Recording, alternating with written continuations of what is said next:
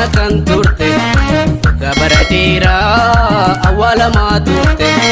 faajjii Oromoo bosona kan turte anaa dhufu jedhaa bagana gaanufte anaa dhufu jedhaa bagana gaanufte alaabaa Oromoo bosona kan turte gabara dheeraa awwaalamaa turte faajjii Oromoo bosona kan turte anaa dhufu jedhaa bagana gaanufte anaa dhufu jedhaa bagana gaanufte.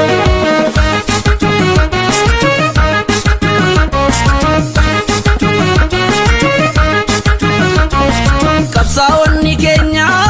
hedduudha turanii lubbuu deebiin qabne alaabaa filatanii abdii bilisummaa diigamaa garsanii ol si kaasuuf jecha rasaasaan dhumanii arras ilmaan kee abiddaan dhumanii ol si kaasuuf jecha rasaasaan dhumanii arras ilmaan kee abiddaan dhumanii utuwwan Oromoo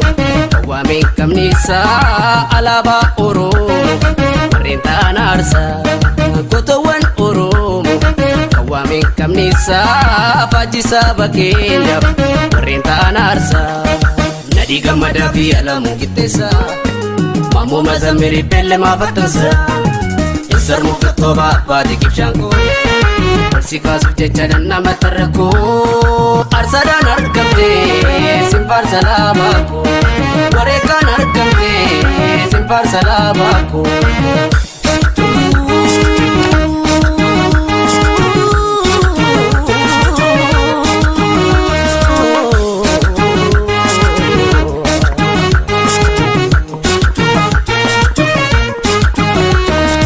Alaabaa Oromoo bosona kan turte gabara dheeraa awwaalamaa turte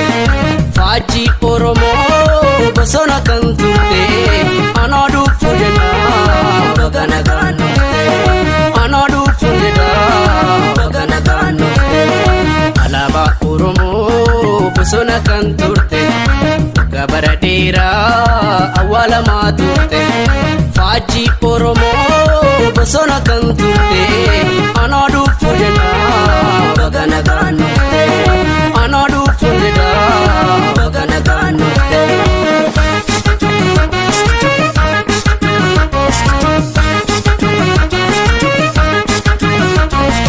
Alaabaa Oromoo ibsituu dukkanaa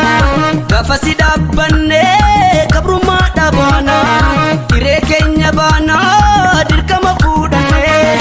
warri kaayyoo sabaa illee guddannee goota hedduu qabnaa kan Rabbi nuuf kenne warri kaayyoo sabaa illee guddannee goota hedduu qabnaa kan Rabbi nuuf kenne gidduma gariisa galamaan diimtuu urtuun urjii booda anurri kee biiftuu gidduma gariisa galamaan diimtuu urtuun urjii booda anurri kee biiftuu guddisa seemulee kan jaarrabbaa gadaa Laggasaa Waqii fi Tasfaa'uun Camadaa Ayyaadamisaa Dabreechaa Waaqoo guutuu barsi kaasuuf jecha wareegama martuu